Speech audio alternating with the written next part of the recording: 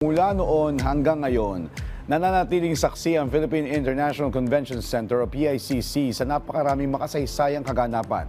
Mula sa mga pandaigdigang pagpupulong hanggang sa mga personal na tagumpay ng bawat Pilipino.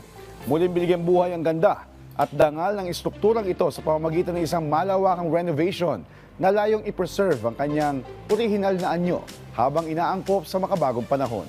Panoorin po natin ito. Sa puso ng Maynila, muling nagliwanag ang isang gusaling saksi sa libo-libong sandali ng tagumpay, saya at pangarap ng mga Pilipino. Matapos ang ilang buwang renovation, muling binuksan sa publiko ang Philippine International Convention Center o PICC.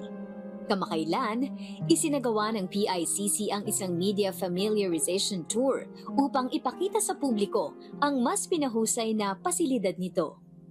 Ang PICC ay dinisenyo ng National Artist for Architecture na si Leandro Villoxin, isang tunay na obra maestra ng Filipino ingenuity.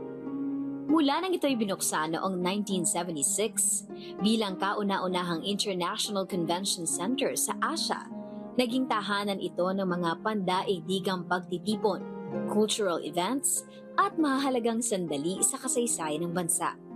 Ngayon, sa bagong kabanata ng PICC, nagtagpo ang heritage at innovation. Bawat detalye ng renovation ay maingat na pinag-isipan.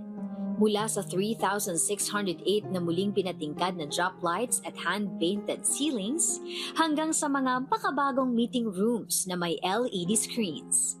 Sa labas naman, muling ibinalik sa dating ganda ang courtyard, tampok ang pebble wash flooring, mga restored ponds, at pinahusay ni landscaping.